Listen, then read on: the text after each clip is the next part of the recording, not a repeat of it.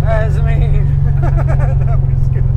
Thank you. What's up, everyone? I'm Dwayne. I'm a dude with an Autotude. Today I'm here with my friend Mike showing off his beautiful 1968 Chevelle. You all ready for this? Let's get into it.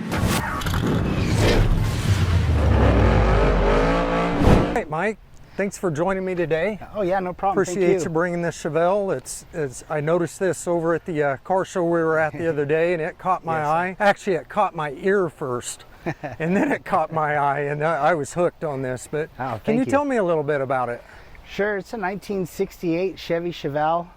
I've had the car for a little over 15 years. It's kind of just been a work in progress, right? So it's just been a little bit at a time. It's gone through a few transitions with motors and tire combinations and such. And this is where we've ended up today. Quite happy with it. Of course, it's not done. They never are. They never are. Right? But she's good enough for right now. We talked a little bit about the paint. We did.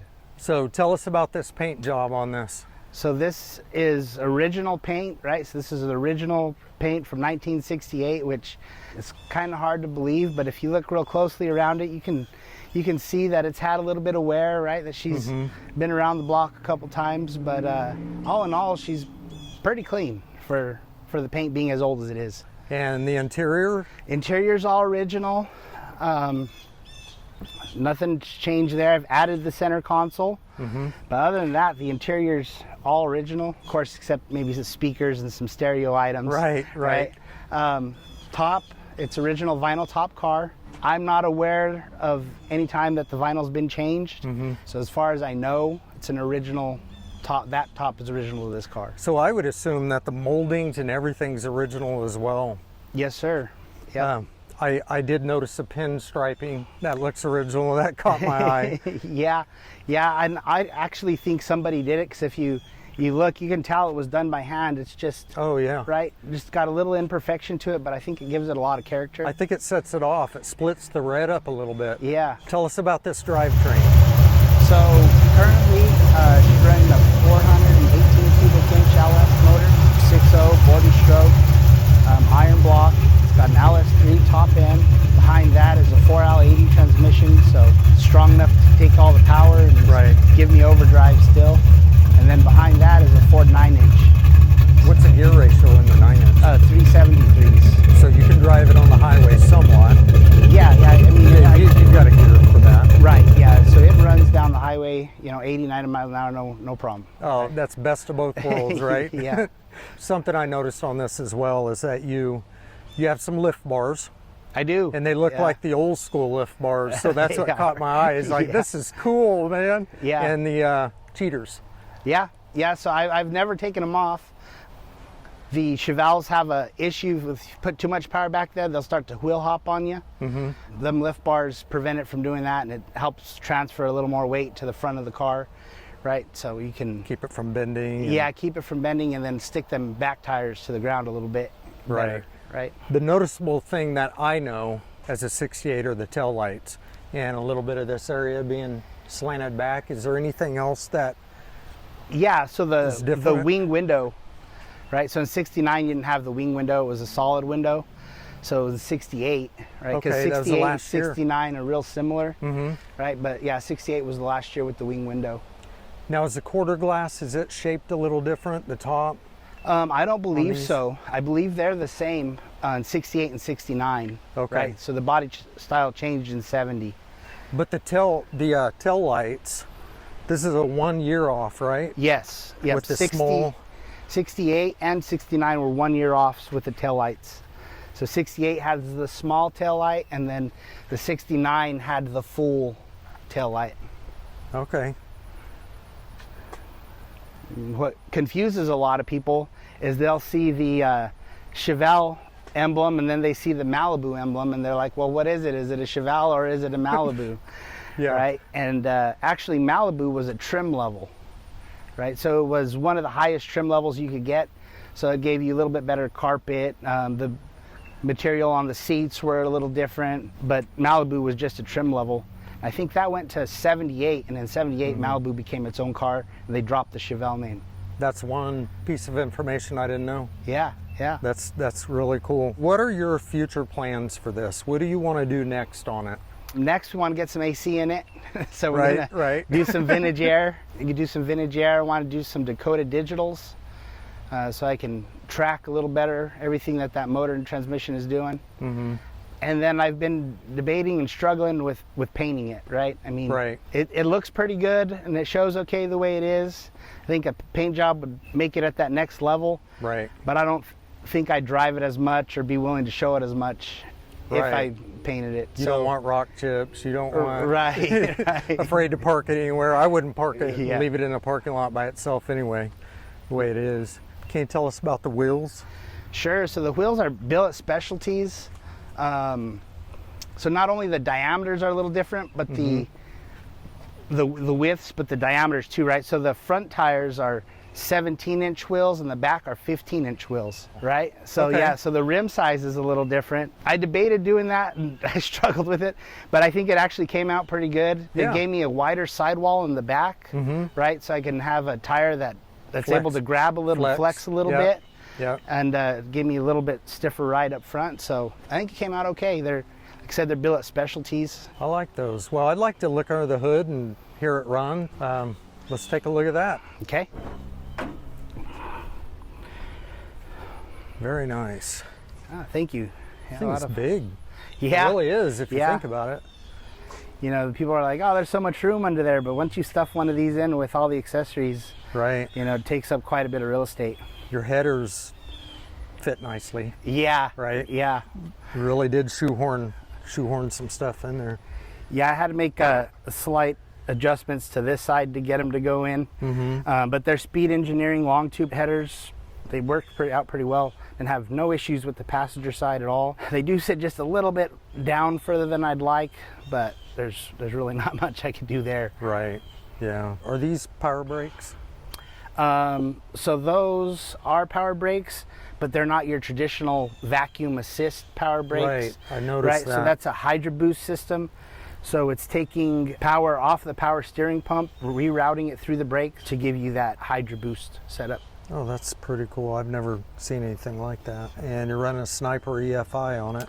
I'm running Holley's Terminator X. So the Terminator gives me control of the motor and the transmission, so I can tell the transmission when to shift, how hard it's going to shift, as well as adjust timing on the fly, right? And then it manages all fuel curves. So the car is probably getting about 16 miles to the gallon, which is pretty impressive. That is very impressive. Consider the horsepower it's making, right? But it's all able to do that because of that Holley system. Right. Do you know how much it's making? Yeah, it's been roughly on a dyno. So the motor itself dynoed at 600 horse, right? So that's naturally aspirated, all motor, 600 horse. And we're putting about 460 of that to the tire. Oh, wow. Right. So yeah, I've been... That is very impressive. Yeah, so it's been on two separate dynos, motor itself and a chassis dyno, so. That's pretty cool. Well, I'd like to hear it run. Sure. Start it up and maybe take a ride. Okay, let's do that. All right.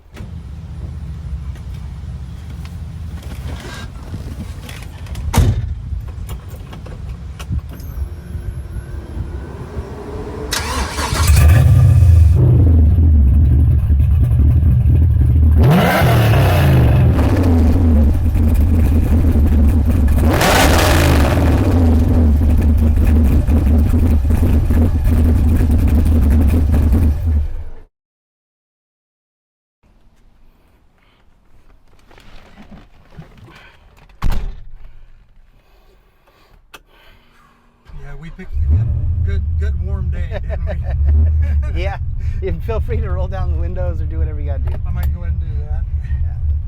Not that one. It is nice. It's on nice clean rollers. Yeah, yeah. My old pickup, you got a lever and you're... Right, yeah. You feel that converter? Yeah.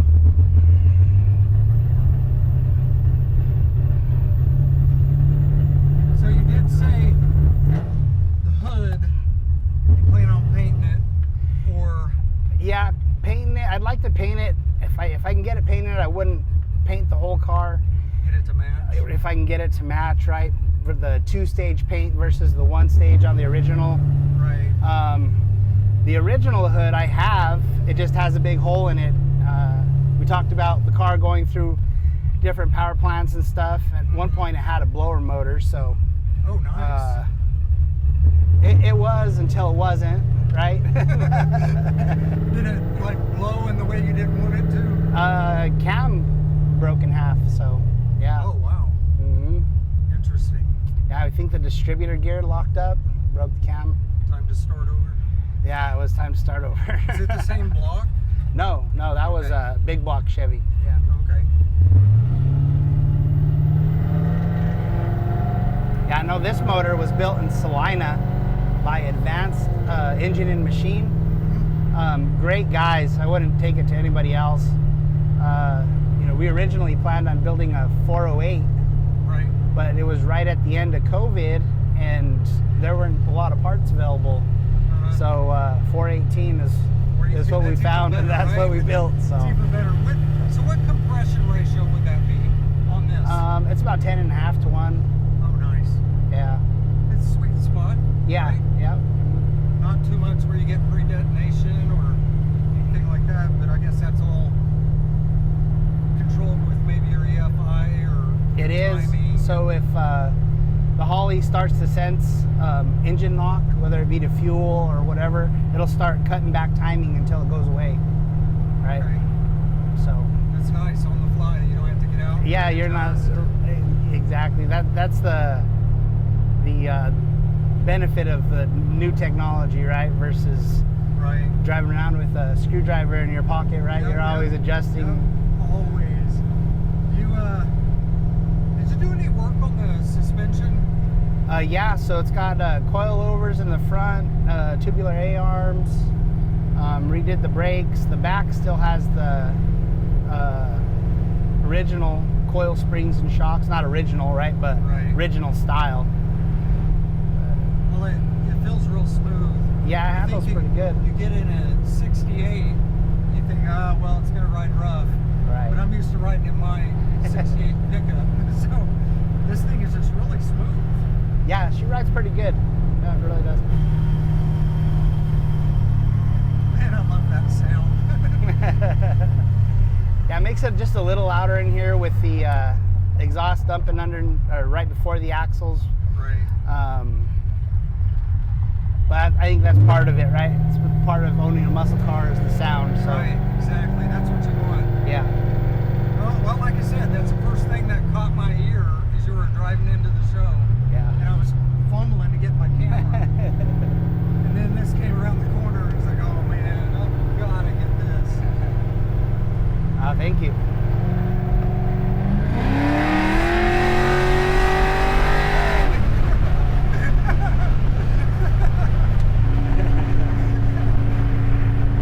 That was second gear maybe? Or Yeah, second, third gear, yeah. So hitting it and pulling out the hole is probably really Oh yeah, yeah. If you warm up the tires and get her to grab it, yeah, she's sending you back. might have to do that. Find a spot. Yeah. And I should have warned you, right? Back in '68, the car didn't have no headrests, so you gotta. Yeah, I'm used to that. Yeah, I'm used to that. Oh, that's great. Nothing like a metal dash with the dash pad. Oh yeah, you wanna safety first, you know. Yep. Of course, the lap belts, right? And, Yeah. That's all you got. Yeah. When did they come out? Was it 70? 69 On the had Chevelles? shoulder belts, Okay. but they were just kind of hung up here that you pulled off, and Separate belt, yeah, separate belt. 4 receivers. I think it was just the shoulder, right? You could get just the lap or just the shoulder in '69. Oh, really? Yeah. Yeah. I know in the Camaro anyway. Take your choice. Yeah. Sucked down or sucked over? Yeah. Yeah, and I don't believe there's any given those. No. You know, though, now that we're in this, it's been sitting in the sun Mm-hmm. and it felt really hot a little bit ago. Since we've been driving around, Right. it's black. It's not that bad in there. No, it's not too bad. Once you get the air moving, it's Right. not bad. And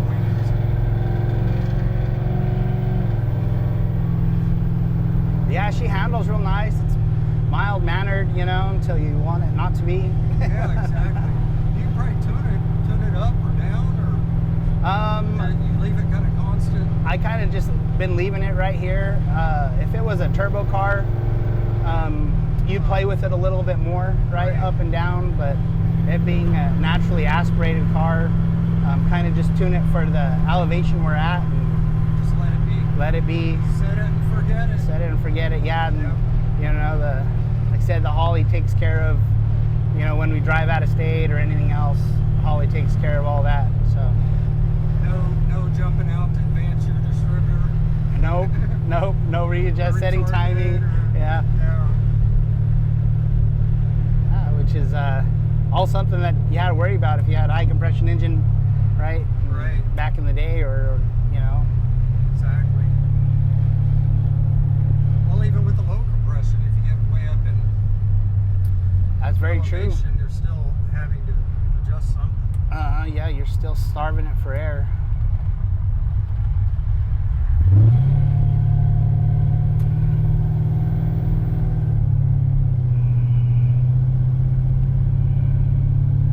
Just taking in the sound and everything. Just something you just cruise in. Yeah, Then hammer it if you need it. hammer it if you need it. It's hard not to hammer it every now and then. I would, yeah.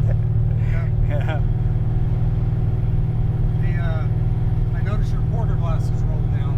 I didn't realize that. That's nice as well. Right. Yeah, the back ones roll down. Like a full hard top, I guess it'd be. Yeah. Mhm. Yeah, no post or nothing, right? Just Yeah.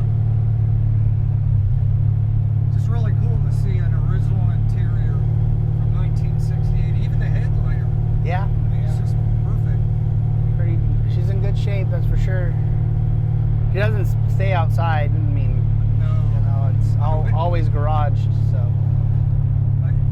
This is like a car that stories somebody finds in a barn that's been sitting, or you know, maybe the condition, right. or a little old lady had it, Yeah. owned it for years, garaged it, and didn't drive it.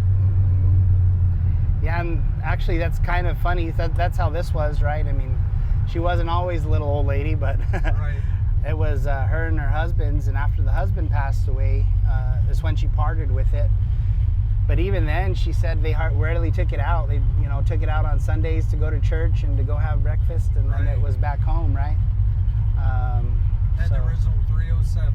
Had the original 307 in it. Have both sets of the original keys. Right, I got a bunch of paperwork That's with amazing. Man, I feel really blessed to be able to ride in people's cars. Not a lot of people get this opportunity. it. You know, and honestly, for me anyway, it's I enjoy giving people a ride and talking about my car. Right, it's not why I built it, but it's nice to, you know, people show appreciation and It's nice to admire. share it. And this will give a point of view for the people who won't be able to ride in this. Right. You know, they may see it at a car show, they may hear it, but they may not get to ride in it. So Right. this will, you know, give them a little perspective Yeah. of what it's about. you Oh, know? for sure.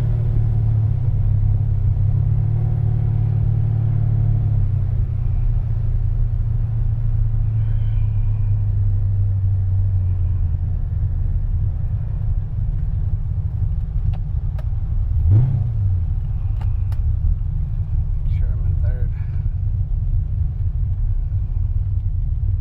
Give it just a little bit. Sure.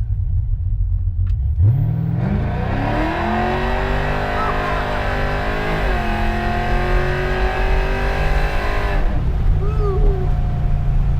Man, that was sliding sideways. That's cool, and it's running cheaters, so they're a little bit softer too, right? To hook up, and it was turning them. Yeah. Oh yeah. She'll roast them, and that's not full throttle. Yeah, Right. right? Well, that's all I need. This does remind me of riding in my cousin's Chevelle when we were younger and dragging Douglas in high school, and Right. it was fun. It wasn't an engine like this. It was just, I think it was a 400, stock 400. Okay. Yeah. But You know, just reminiscing, it comes back. It's like, it's kind of funny. yeah. And they do, right? They take you back to a different time, different Yeah. era, you know? They really do. I think that's why the culture is so big, right? That car culture. You know, as a kid, you seen something that you liked, but you couldn't afford it. So as adults, when we get a little older, we still remember the toys we wanted. So we Yeah, you go get them. you go get them, right? Might be difficult to find sometimes the exact one you want, but Yeah, sometimes they are, right? And the little prices more of them rare. are going through the roof anymore. They you know, are. like more and more yeah. people are hanging on to them, Mm-hmm.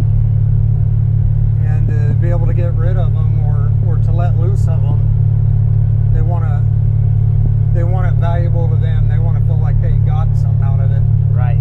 But what they really got out of it to pass it on is that car is going to be around for years to a younger person, and they're Yeah. just going to. Yeah, it's the next generation, right? Yep, And carry whatever it on. they do with it, yeah. You know, like my kids, they think it's cool, but they don't have the appreciation for it or the want to work on them like I do, right? And Right. Yeah. It's, I find it mental therapy. yes. Just yeah. something, even if it's, I'm going to swap my carburetor, I'm going to tune the engine. It's just relaxing. It can get frustrating. Don't get me wrong, yeah. but relaxing and the fulfillment of making it idle better, Right. or just start up with the tap, or Yeah, whatever you're after, right? Whatever the goal was. A little win is definitely mental therapy. Like you said, sometimes it's so frustrating. Like, I was supposed to do this, it's going to be really easy, but Right. it's turned into this big old thing. 12 hours later. Mm-hmm. And I think the worst thing you can do is say, well, while I have it apart, I'm going to do this. Right. Because that job scope just gets bigger and bigger. Exactly. And that's kind of where I have a problem. You get into one thing and you realize, well, wait a minute, I should do this as well. Yeah. I'm already in here. Yeah, I already got this apart. I might as well do this and this. And pretty soon you're in it a lot deeper than you ever planned on being. Right. Like you said, you're never finished. No. You always want to update it. You want to play with it. That's playing with it. You don't just want to drive it and clean it. You want to make it better. You want to... Right. Yeah, and these different companies are coming out with, better aftermarket parts. So as they do, you're like, oh, I want to add that, or Yeah. that would Really. look cool. Someone to do that. It's never ending. But which is a good thing. Right. Yep.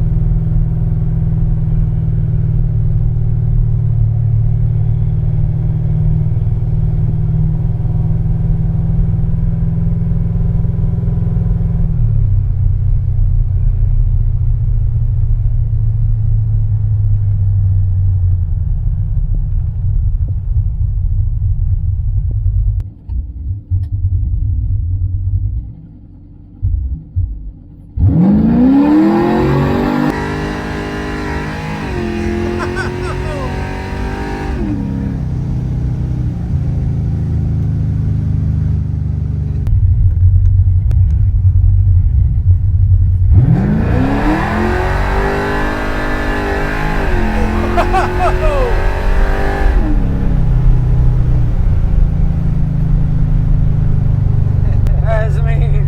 That was good. Thank you. Man, I did feel that one. I mean, it felt like that was great. Yeah, you can feel it in your chest for sure.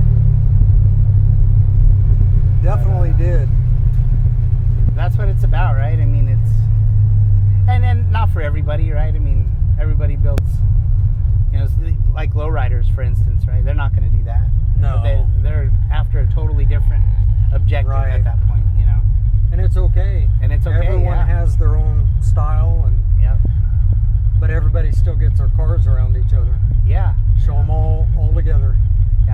like about the car shows, right? I mean, you don't have to like all the cars there, right? You're not supposed to. The guy that built it needs to like it. Yeah. Right? He didn't build it for anybody else but himself. You're there to just admire his work and the passion he put in it, right? Appreciate it. Yeah.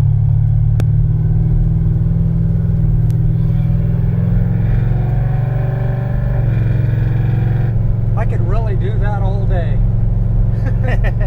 Have you taken it out to a drag strip or anything? No, I haven't. I don't know.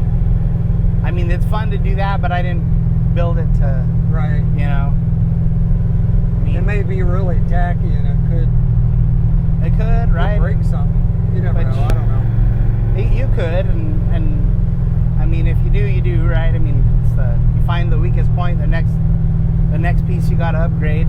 Yeah, But true. I just didn't build it for that, you know, like. Yeah. Because then if you go too fast, then you're gonna have to put a cage in it, and Yeah. you know, Yeah. you have to modify need your that windshield. idea. Yeah, yeah. So you know, it's I built it to be able to handle its own with, you know, most of the Mustangs and Camaros coming off the lots these days, Yep.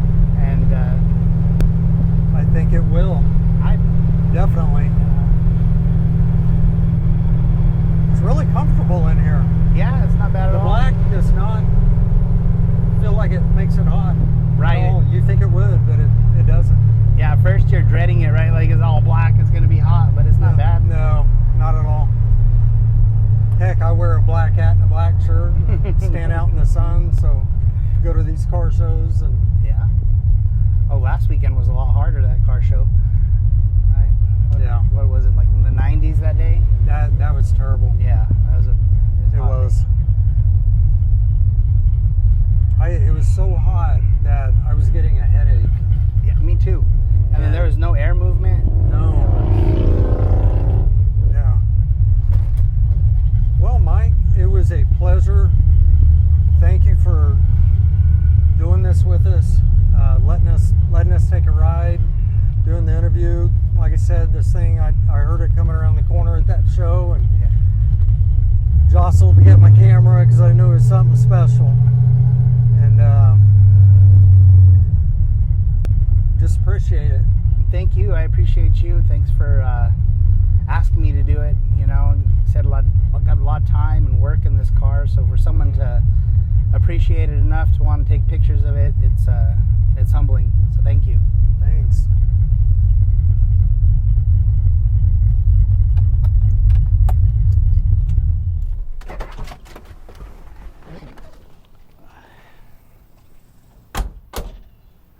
All right, everyone, we just got back from a ride in this 1968 Chevelle. I want to thank everyone for watching till the very end of this video, and I want to thank Mike for showing us this beautiful car. If you haven't done so already, please press that subscribe button below. Anyways, I hope you all enjoyed this one. We'll see you next time on Dude with an Autotude. See you later.